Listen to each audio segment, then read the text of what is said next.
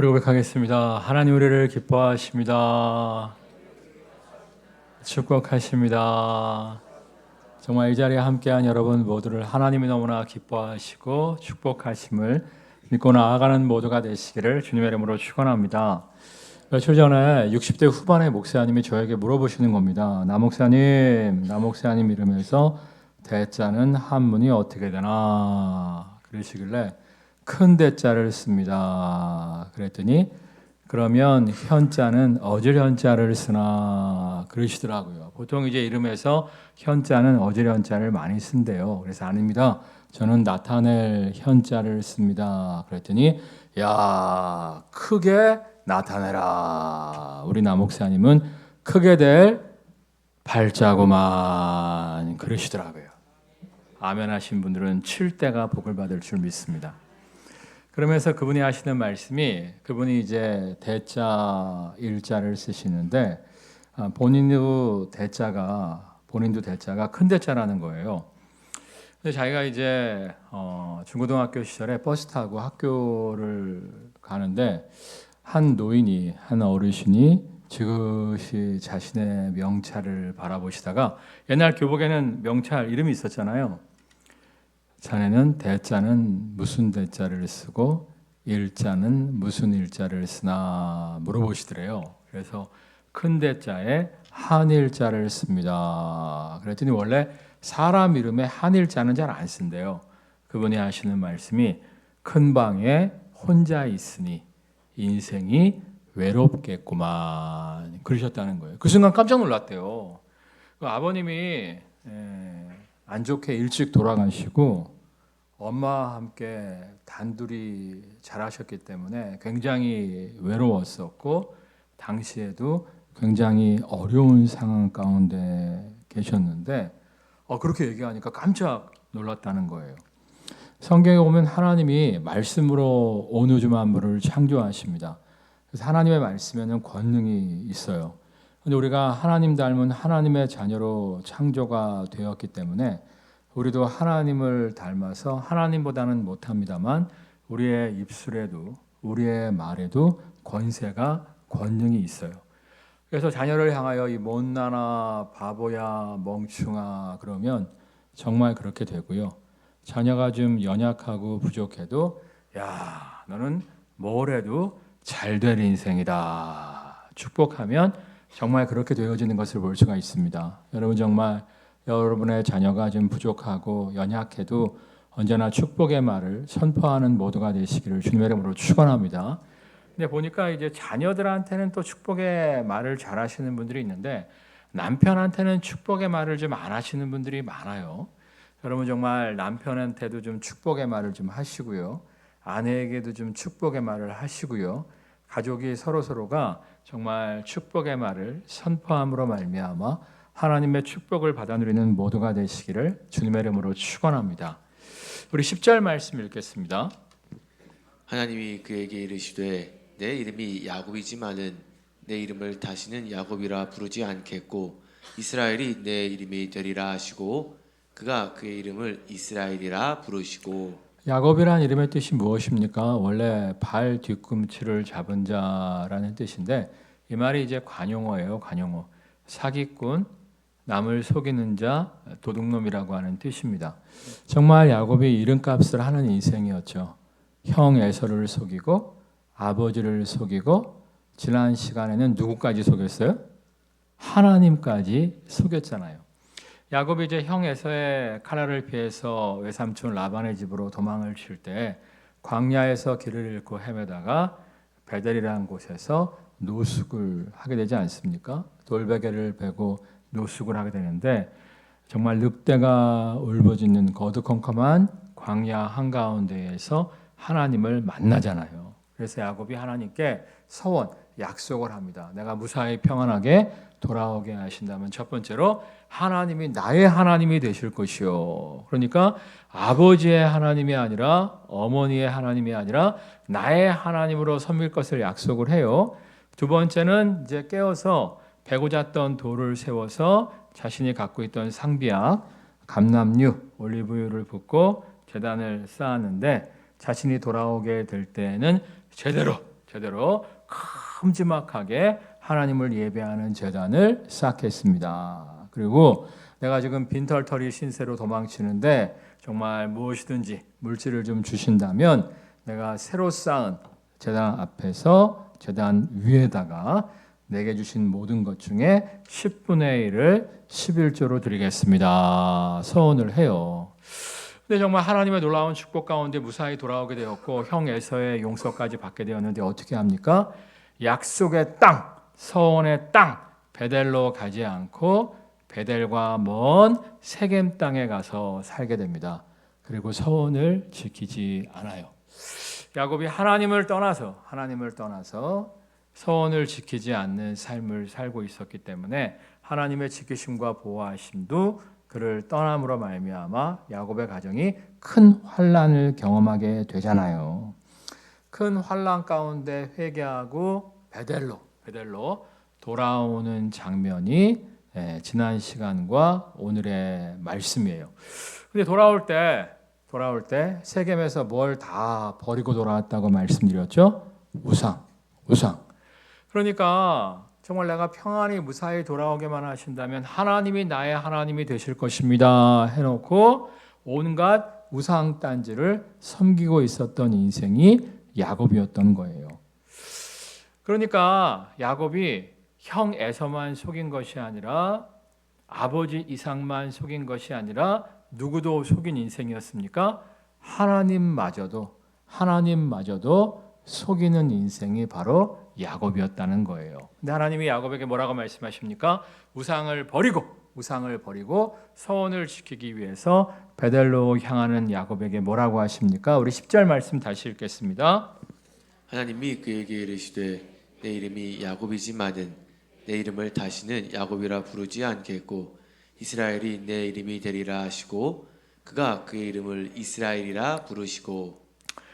너는 지금 사기꾼의 인생을 살고 있는 건 맞는데 내가 더 이상 너를 야곱이라고 사기꾼이라고 부르지 않겠다. 그리고 이제는 이스라엘이라고만 부르겠다 말씀을 하세요. 이스라엘이란 말의 뜻이 무엇이라고 말씀드렸죠?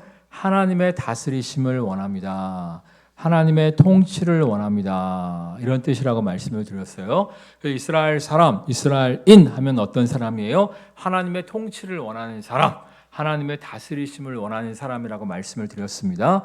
이제는 정말 네가 너의 생각과 너의 계획과 너의 고집대로 살지 말고 이제는 정말 두 손 두 발 다 들고 내게 항복함으로 말미암아 내 뜻을 받아들이고 내 뜻에만 순종하는 이스라엘 하나님의 다스리심을 원하는 자가 되어야만 할 것이다. 그럴 때 진실로 나의 보호와 나의 인도하심이 너와 다시금 회복되어짐으로 말미암아 네가 정말 하나님의 축복을 받아 누리는 자, 하나님을 이긴 자가 될 수 있음을 말씀하고 있는 거예요. 그러니까 아직 야곱의 모습은 사기꾼이 맞아요.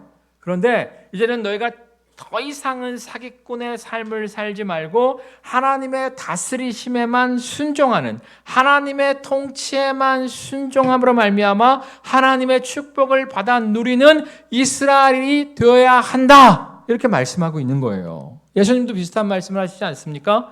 시몬, 갈대아 같은 시몬을 만나셨을 때 그에게 뭐라고 새로운 이름을 주시죠? 장차 게바라리라 말씀하시는데 게바는 아람어고 헬라어로 번역하면 베드로, 반석이라는 이름을 주시잖아요. 여기서 오해하면 안 될 게 시몬이라는 이름의 뜻이 갈대라는 말이 아니고 갈대아와 같은 시몬에게 베드로, 반석이라는 이름을 주셨다는 거예요. 원래 시몬이라는 이름의 뜻은 응답이라고 하는 뜻입니다. 그러니까 베드로가 장남이었는데 성경학자들의 이야기에 의하면 베드로의 어머니가 오랜 시간 애를 낳지 못했었다는 거예요. 오랜 시간 동안 기도했는데 베드로가 딱 태어나니까 기뻐서 이 아이는 하나님이 주신 하나님의 응답이다 하면서 시몬이라는 이름을 지어줬다는 거예요. 근데 하나님의 응답으로 낳은 아들인데 정말 갈대와 같이 연약한 인생이었잖아요. 그래갖고 베드로가 예수님께 예수님, 다른 사람은 다 주님을 버려도 저는 결코 주님을 버리지 않겠습니다. 해놓고 몇 번이나 예수님을 부인해요? 3번. 베드로를 가만 보면 다혈질이에요. 다혈질에서 막 주님께 목숨을 바치겠습니다. 주님께 충성했습니다. 그랬다가 또 부인하고 배신하고 도망갈 때가 많은 것을 볼 수가 있어요. 근데 베드로의 장점은 뭐냐면은 잘못했다가도 다시금 회개하는 인생이, 돌아올 줄 아는 인생이 베드로였어요. 그러니까 예수님을 3번 부인했지만 다시 돌아왔어요, 안 돌아왔어요? 돌아왔죠. 그뿐만이 아니에요. 나중에 이제 베드로가 로마에서 십자가를 지고 죽어야 되는데 십자가를 지고 죽으면서 로마에 있는 성도들을 위로하고 격려해야 되는데 로마에서 박해가 심해지니까 혼자 슬쩍 도망을 치지 않습니까? 혼자 슬쩍 도망을 치고 있는데 환상 중에 옆으로 주님이 확 지나가세요. 그러니까 베드로가 확 돌아보면서 유명한 말을 하죠. 커바디스 도미네, 주여 어디로 가시나이까. 이게 원래 이제 소설로 나왔고 그 다음에 이제 이게 영화로도 되어졌는데 정말이에요. 정말 그런 사건이 있었어요. 실화를 바탕으로 소설을 만든 거예요. 예수님 어디 가십니까? 그랬더니 네가 십자가를 져야 되는데 네가 십자가를 포기하고 도망을 치니까 내가 너 대신 가서 저들을 위로하고 격려하며 십자가를 2번째로 다시금 져야겠다 말씀하시니까 주님 내가 잘못했습니다. 회개하고 돌아가서 십자가를 짐으로 말미암아 로마의 사자밥이 되는 성도들을 위로하고 격려하고 그들의 믿음을 세우잖아요. 그러니까 베드로가 많이 자빠지고 넘어졌는데 결국에는 예수님이 하신 말씀대로 반석 같은 믿음으로 변화되어진 것을 볼 수가 있어요. 그러니까 여러분도 여러분의 자녀들이, 여러분의 가족들이 좀 부족하고 못났다 할지라도 이 못나나, 이 멍충아 이야기하는 것이 아니라 정말 칭찬과 격려의 말을 많이 해주는 모두가 되시기를 주님의 이름으로 축원합니다. 우리 아버지가요 어렸을 때 저를 이제 놀려 먹을 때 가끔 이런 얘기를 하셨어요. 그러니까 우리 아버지가 평상시 놀아주지도 않았고 별로 나랑 대화도 안 했거든요. 근데 어쩌다가 한번 이야기를 하면 자기 딴에는 좀 이렇게 유머스럽게 좀 해본다고 한 건데 대부분 이제 상처 주는 말을 많이 하셨죠. 그 중에 하나가 뭐였냐면, 야, 너는 어떻게 엄마 아빠한테 안 좋은 것만 물려받았냐? 2분 중에 한 분이 눈이 안 좋아요. 네가 눈이 나쁘고, 2분 중에 한 분이 치아가 안 좋아요. 너는 치아가 나쁘고, 2분 중에 한 분이 운동신경이 꽝이에요. 너는 운동도 못하고, 뭐 이런 식으로. 야, 너는 어떻게 엄마 아빠의 나쁜 점만 콜라 닮았냐? 이렇게 말씀을 하시는 거예요. 그게 어렸을 때 굉장히 듣기가 싫었어요. 그래갖고 제가 이제 애를 낳은 다음에는 우리 애들한테 사기를 치기 시작했어요. 야, 너네들은 어떻게 엄마 아빠의 좋은 점만 물려받았냐? 맨날 그렇게 사기를 쳤는데 어느 날은 이제 그 우리 애 중에 하나 그러더라고요. 아빠, 좋은 것만 물려받기는 뭐 아빠 닮아서 피부가 안 좋잖아. 큰 애가 이제 피부가 좀 약해요. 여름에 날 덥고 그러면 이제 피부 트러블이 좀 많이 일어나요. 근데 그랬어요. 야, 좋은 거 엄청 많이 물려주고 하나 나쁜데 뭘 그러냐. 그리고 피부가 연약한 대신에 하얗잖아. 제가 원래 선크림을 잘 안 발라요. 왜냐하면 이제 햇볕에 노출되면 빨갛게 탔다가도 하루 이틀 지나면 다시 이렇게 하얘지거든요. 요즘은 좀 안 그렇더라고.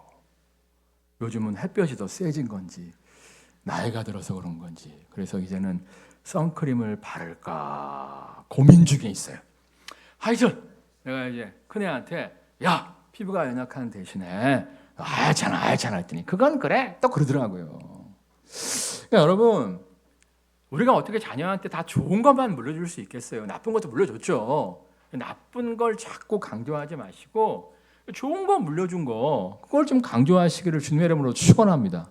내가 부목 때 또 듣기 싫었던 말 중에 하나가 뭐였냐면 담임 목사님이 꼭 그때 이제 부목이 둘이었는데 아유 섞었으면 좋겠어. 한 놈은 행정만 잘하고 한 놈은 목양에만 미쳐서 행정은 못하고 이런 얘기를 잘 하셨어요. 그러면서 섞었으면 좋겠어 그랬는데 목양만 잘하고 행정만 못하는 놈은 누굴까요? 저. 네? 목양만 잘하고 행정은 못하는 놈은 나였고, 행정은 잘하고 성도들한테 상처는 잘 주는 친구는 그 친구였는데, 섞었으면 좋겠다나요. 섞었으면 좋겠다. 그러면 섞으면 죽도 밥도 안 되고, 행정 잘하는 친구는 행정으로 빼고, 목양 잘하는 사람은 목양으로 빼고 이러면 되는 건데, 섞어야 된다고. 여러분 자녀한테 그런 얘기 하죠. 아이고 큰애와 둘째를 섞었으면 좋겠는데, 그런 얘기 하세요, 안 하세요? 하신 분들 회개하시기를 주님의 이름으로 축원합니다. 첫째는 첫째의 장점으로 나가는 거고, 둘째는 둘째의 장점으로 나가야 되는 거예요. 옛날에 그 동물농장이라는 소설 있죠. 거기 보면 이런 게 있잖아요. 뭐 오리한테 달리기 연습시키고 사자한테 수영 연습시키잖아요. 왜냐하면 이제 과목이 이제 수영도 있고 달리기도 있으니까. 근데 사자가 수영하면 돼요, 안 돼요? 오리가 달리기 하면 돼요, 안 돼요? 오리는 수영으로 나가야 되는 거고 사자는 달리기로 나가야 되는 거예요. 이거를 평준화시키려고 하면 죽도밥도 안 되는 거예요. 자꾸 애들을 평준화시키려고 하지 말고, 약점을 자꾸 뭐라고 하지 마시고 강점을 칭찬해주고 극대화시킬 줄 아는 모두가 되시기를 주님의 이름으로 축원합니다. 제가 얼마 전에 책을 하나 봤는데, 그 책이 이제 40대 중반의 여성분이 쓰신 책인데, 4개월 전에 나온 책인데 6쇄예요, 6쇄. 보통 이제 한 번 찍을 때 2,000권 찍거든요. 인기 작가는 5,000권 찍는데, 그분이 인기 작가니까 아마 5,000권 찍었을 거예요. 근데 5쇄가 다 팔려서 6쇄를 찍었으면 5,000권씩 5쇄면 얼마예요? 5, 25, 25,000권. 한참 걸렸어요, 그냥 계산하느라고. 억수로 팔린 거지. 근데 그분이 이제 3남매 중에 막내였는데, 언니 오빠는 공부도 잘하고 키가 컸대요. 근데 얘는 공부도 못하고 키도 작은 거야.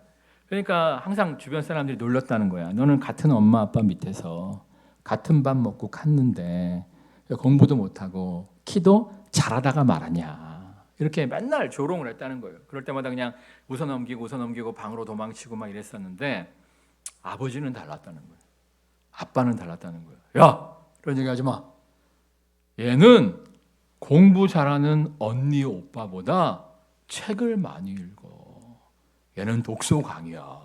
그렇다는 거예요. 근데 사실 이제 지금 40대 중반이니까 그 당시에 뭐 스마트폰도 없었고 인터넷도 없었고, 또 엄마 아빠가 이제 언니 오빠가 공부 열심히 하니까 시끄러울까봐 거실에다가 테레비를 못 두고 이제 안방에다가 테레비를 두셨기 때문에 테레비도 제대로 볼 수가 없고, 그러니까 너무 심심해갖고, 또 언니 오빠 공부 열심히 하는데 가만 빈둥거리고 있으면 남들이 뭐라고 할 것 같아서 삼류 소설을 빌려다가 읽은 거였대요. 그러니까 좋은 책을 읽은 게 아니고, 뭐 그놈은 멋졌다 뭐 이런 책 있지 않습니까? 그런 것만 골라서 진창 읽고 있었는데, 쟤는 독서광이야. 아빠가 그랬다는 거예요. 그 애를 듣고 신이 나갖고 그 삼류 소설을 더 열심히 읽었대요. 근데 삼류 소설임에도 불구하고 수십 권을 읽다 보니까 이해력이 발달하면서, 이과 과목은 계속 망쳤지만 문과 과목에서 자꾸만 좋은 성적이 나오기 시작하더라는 거예요. 그래서 이제 좋은 대학은 못 갔습니다만, 그래도 어떤 대학의 국문과에 입학을 하게 됐대요. 자매분이 열심히 그 국문과에 가서 책을 또 열심히 읽었대요. 그때는 삼수소설만 읽은 게 아니라 뭐 펄벅의 돼지 같은 거, 뭐 제인 에어 같은 거, 그런 문학 작품들을 이렇게 쭉 읽다가 보니까 지금은 문학사요, 상담자요, 정말 유명 작가로서 활동하시게 됐다는 거예요. 그분의 이야기가 뭐냐면, 삼류 소설만 읽는 자신에게 아빠가 던진 한마디 말, 얘는 독서 광이야. 그 말이 자기를 살렸다는 거예요. 저도 마찬가지예요. 제가 신학교 들어갔을 때 1학년 때 때려치려고 했다고 말씀드렸죠. 이유가 뭐죠? 운동 잘하는 친구들 많은데 운동 못해, 찬양 잘하는 친구들 많은데 찬양 못해, 악기 다들 잘 다루는데 다룰 줄 아는 게 없어, 기계도 못 다뤄, 말도 잘 못해, 때려치고 싶었는데, 그때 이제 제가 섬겼던 교회, 제가 다녔던 교회에 청년부를 전도사님이 맡고 있지 않았고, 전도사를 둘 형편이 안 됐기 때문에 고려병원 수간호사 선생님이 청년부를 맡아서 지도를 하셨었어요.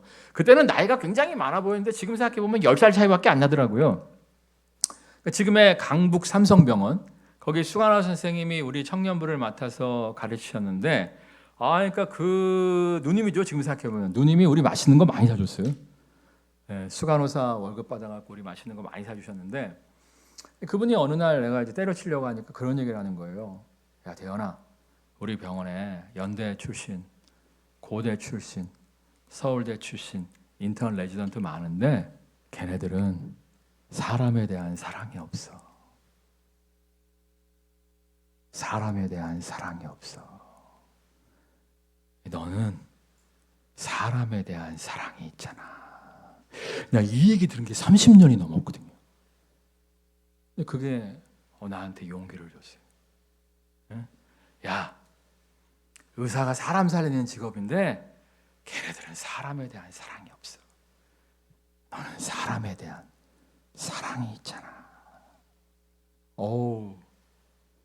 그게 굉장히 격려가 됐어요. 그래서 지금까지 목회를 포기하지 않을 수 있었던 원동력 중에 하나예요. 여러분 정말 주변 사람들에게 칭찬과 격려의 말을 선물할 줄 아는 모두가 되시기를 주님의 이름으로 축원합니다. 우리 16절 말씀 읽겠습니다. 그들이 베델에서 길을 떠나 에브라스에 이르기까지 얼마간 거리를 둔 곳에서 라헬이 해산하게 되어 심히 고생하여 이제 베델에서 길을 떠나 다른 데로 가요. 그러니까 사람 잘 안 바뀌어요. 하나님이 그렇게 말씀하셨음에도 불구하고 약속의 땅, 서원의 땅을 떠납니다. 그러다가 자신이 가장 사랑하는 아내 라헬을 잃어버리게 돼요. 정말 라헬을 위해서 7년을 하루같이 일했었잖아요. 7년이 아니죠. 7년 동안 일하고 결혼식을 올렸는데 깨보니까 언니 레아였죠. 7년을 더 일하잖아요. 14년 동안 일했던 정말 아내를 위해서 라헬을 위해서 14년을 일할 정도로 사랑했던 여인을 하나님이 거두어 가십니다. 여러분 정말 함부로 사명의 땅, 약속의 땅, 비전의 땅을 떠나지 않는 모두가 되시기를 주님의 이름으로 축원합니다. 우리가 정말 힘들고 어려워도 약속의 땅, 사명의 땅, 비전의 땅, 하나님의 뜻 안에 거할 때에 그 길에서 하나님이 예비하신 놀라운 축복을 누리게 될 줄 믿습니다. 얼마 전에 또 어떤 책을 보니까 요즘 청년들이 본캐에 집중하지 못하고 부캐에만 집중한다 이런 이야기가 있더라고요. 이게 무슨 얘기냐면 우리 목회자를 비유로 든다면 우리 목회자들 중에서 역사 공부를 열심히 하셔서 역사에 정통한 분들이 있어요. 또 철학 공부를 열심히 하셔서 철학에 정통하신 분들이 있고 또 바둑을 열심히 연구하셔갖고 바둑에 정통한 분들이 있습니다. 자, 그런데 목사의 본캐는 뭐예요? 성경이에요. 성경을 제일로 많이 알아야 되는데 성경은 소홀히 하고 역사를 더 많이 알고 성경은 소홀히 하고 철학을 더 많이 알고 성경은 소홀히 하고 바둑을 더 많이 안다면 본캐에 집중하는 게 아니라 부캐에 집중하는 거예요.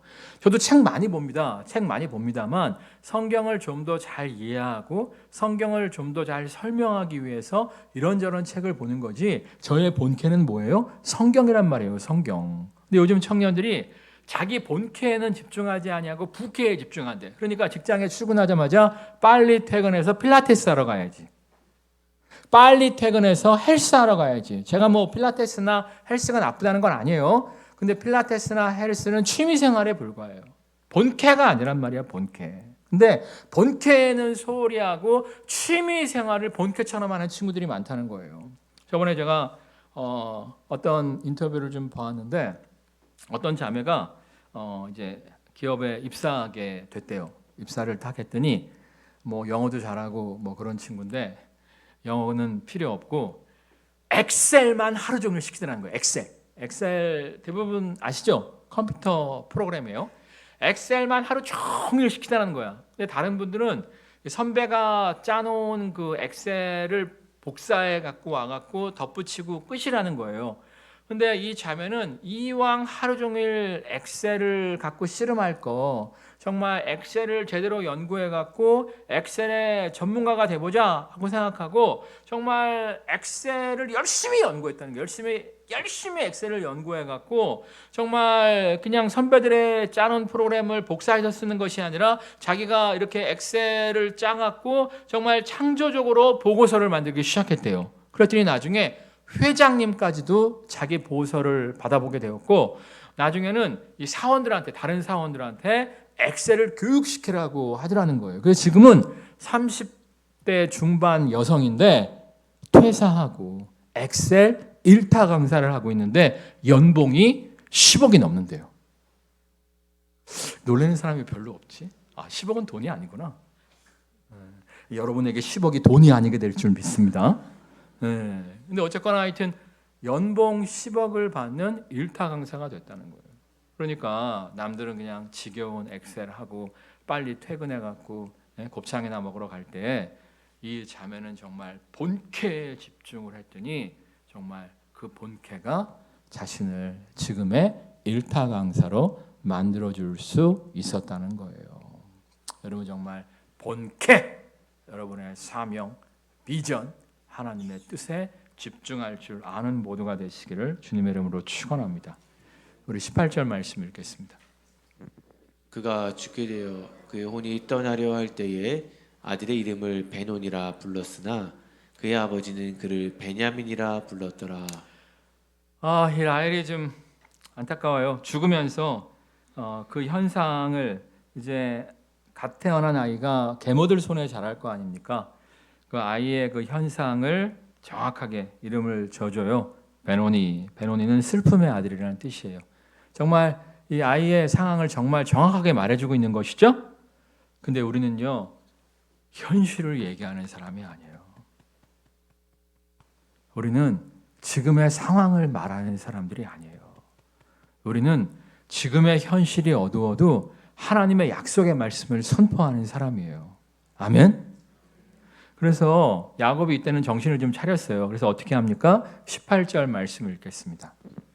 그가 죽게 되어 그의 혼이 떠나려 할 때에 아들의 이름을 베논이라 불렀으나 그의 아버지는 그를 베냐민이라 불렀더라. 베냐민으로 이름을 바꿔 불러요. 베냐민의 뜻은 오른손의 아들이라는 뜻인데 성경에서 오른손은 힘 있는 손, 능력 있는 손, 바른 방향을 이야기해요. 그러니까 엄마가 죽었지만 정말 베냐민이 슬픔의 인생이 아니고 강한 인생, 능력 있는 인생, 바른 방향으로 번듯하게 살아갈 것을 믿음으로 고백한 거예요. 그리고 이제 야곱의 고백대로 정말 베냐민이 번듯하게 자라나서 인생을 살아가는 것을 볼 수가 있습니다. 그러니까 여러분 어떠한 환경 속에서 태어났던 그 상황 속에서 절망하고 침몰하는 인생이 아니고 여러분이 지금 어떤 상황에 놓여 있던 그 상황 속에서 낙심하며 절망하는 인생이 아니고 정말 하나님의 약속의 말씀을 붙잡고 믿음의 고백을 말하며 나아가는 모두가 되시기를 주님의 이름으로 축원합니다. 이렇게 얘기하면 이제 오늘 동사무소 가서 개명하실 분들이 있을 것 같은데 그럴 필요는 없어요. 성경에 보면 야베스라고 나오죠. 야베스가 이름의 뜻이 무엇이냐면 고통을 주는 자란 뜻이에요. 야, 이 엄마도 좀 대단하지 않습니까? 애가 태어났는데 이 아들이 나한테 고통을 주는 애라는 거예요. 그러니까 굉장히 이 원치 않는 아이를 낳았던 것 같아요. 뭐 사생아일지 하여튼 뭐 원치 않는 아이를 낳은 것 같아요. 그러니까 이제 고통을 주는 아들 이런 이름을 져줬거든요.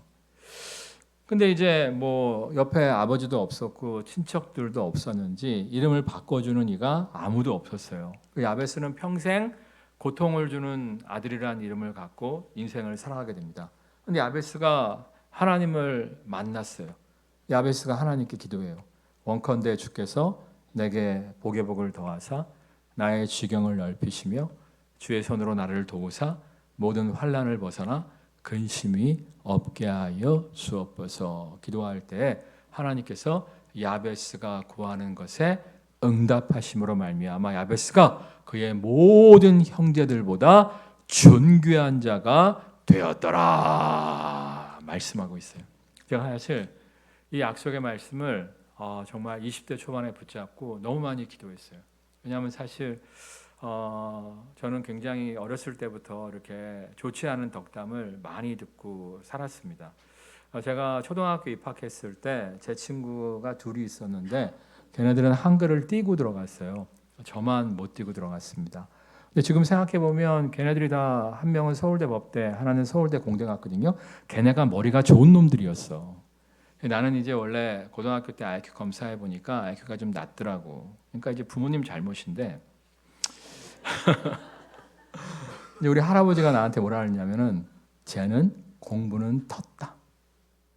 제 친구들하고 저를 비교하면서 쟤는 공부는 텄다. 야, 이게 입학할 때 들은 얘기인데 아직도 기억이 나. 근데 제가 진짜 입학을 했는데 그 당시에 이제 애들이 많아갖고 주간반, 야간반 있었고 하여튼 뭐 이렇게 번갈아 했어요, 번갈아. 그리고 이제 그 한 반에 한 6, 70명 됐었는데 선생님이 이제 이름표를 나눠주는 거야. 이름표를 나눠주는데 제가 이제 제 이름을 낮자밖에 못 썼거든요. 대언을 몰랐어요, 한글을. 그러니까 뒤로 자꾸 갔어요.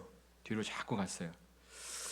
마지막에 이제 남아 있으면 딱 가지려고 하는데 선생님이 야 뒤에 있는 애들 빨리 와 그러는 거예요. 어쩔 수 없이 이제 딱 갔는데 딱 이름표통을 보니까 한 3-4개 남아 있는데 낮자가 하나밖에 없는 거야. 낮자가 희귀성이잖아요. 잽싸게 잡았죠. 너무 창피해갖고 진짜 열심히 공부했어요. 진짜 열심히 한글 공부를 해갖고 이제 한 달인가 2달 후에 이제 첫 번째 받아쓰기 시험을 보게 되었는데 10문제 중에서 9문제 맞았어요. 잘했죠? 저 그날 빗자루로 엄마한테 돼지게 맞았어요. 왜냐하면 하나 틀린 게 뭐였냐면 대한민국을 제가 다한민국이라고 썼어요. 그래서 우리 어머니가 빗자루를 막 때리면서 야, 네 이름에 대자가 들어가는데 어떻게 대한민국을 다한민국이라고 쓸 수 있어? 막 돼지게 맞았던 기억이 있고요. 근데 이제 외가댁에 가면 외할머니는 이제 초등학교 중퇴하신 분인데 음식을 정말 잘하셨어요. 외할머니가 나한테 언제나 칭찬을 많이 해주셨어요. 제가 이제 받아쓰기 공부하고 있으면 맞춤법은 다 틀렸는데 명필이네. 내가 나중에 좀 자라서 내가 옛날에 봤던 노트를 봤는데 명필 아니에요. 맞춤법이 엉망인 것에 집중하지 않으시고 명필이네. 난 그래서 시댁이 싫어. 난 외가가 좋아. 이제 외할머니의 칭찬과 격려가 있었고요. 하여튼 근데 우리 집에서는 저를 많이 무시했죠. 본가에서는. 제가 아까 얘기한 것처럼 신학교 갔을 때도 운동 못하고 노래 못하고 사실은 좀 이렇게 동기들한테 한심한 축에 속했었어요. 근데 얼마 전에 이제 교단 총회가 있어갖고 처음으로 이제 총회에 참석한 적이 있었는데 대의원으로 참석을 했거든요. 전국에 있는 우리 교단 교회들 중에서 목사 300명, 담임 목사 300명, 장로님들 300명을 뽑아서 600명이 대의원으로 참여하고 보좌관들까지 해서 1000명 넘게 사람들이 모였었는데 엘리베이터에서 제 동기들, 그 다음에 제 한두 살 많은 선배 그리고 후배들을 만났어요. 근데 이제 대의원들은 대의원 명찰이 있어요. 들어갈 때 띡 찍고 들어가고 이제 나머지 보좌관들은 명찰이 없는데 제 명찰을 발견하고 막 놀라는 거야. 걔네들이 놀라는 거야. 내가 몰랐는데 내가 대의원 중에서 나이가 뒤에서 3번째로 어리더라고요. 나머지 2 목사님은 개척한 목사님이 아니라 이제 이렇게 점핑해갖고 큰 교회 담임으로 가셨기 때문에 나올 수 있었던 것이고 개척한 목사 중에서 대의원으로 나온 사람은 내가 최연소더라고요. 그래갖고 친구들이 야 대현아 너 벌써 대의원이야? 막 이렇게 얘기를 하는데 그 중에서 이제 큰 교회 목사 2이 있었어요. 제가 학교 다닐 때 걔네들이 되게 큰 교회 목사 아들이었는데 제가 당시에 영어 공부를 하고 싶었는데 돈이 없어서 저는 토플을 독학으로 공부했습니다.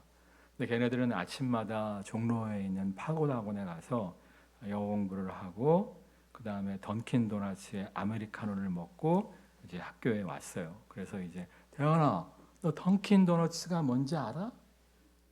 대현아, 너 아메리카노가 뭔지 알아? 그랬었거든요. 정말이에요. 저는 그때 학교 기숙사 식당에서 알바로 설거지를 했었는데요. 아침, 점심에는 공부해야 되니까 저녁에 설거지를 했어요. 설거지를 하고 나면 저녁 식사를 무료로 제공해 주고요. 몇천 원 주는데 그 몇천 원 갖고 할 수 있는 게 아침 식사, 점심 식사 그리고 300원이 남았어요.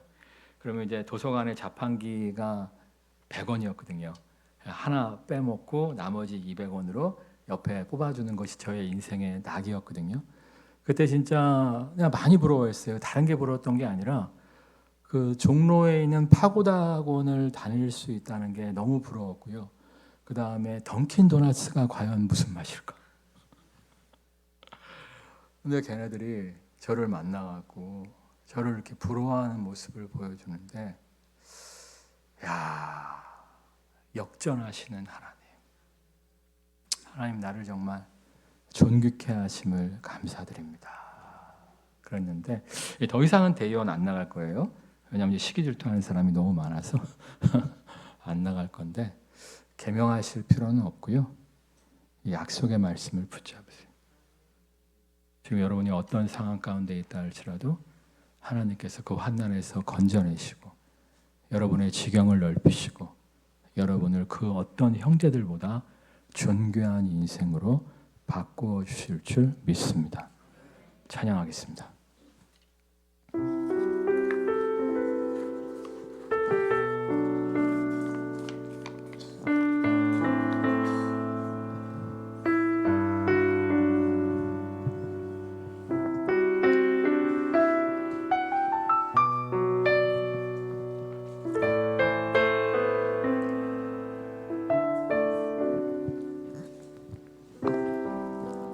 나의 방황이 주님께서 헤아리시고 나의 눈물을 주의 병에 담으소서. 나는 비천하고 수치와 조롱에 홀로 남았으니 오 나의 하나님 수렁에서 건지소서.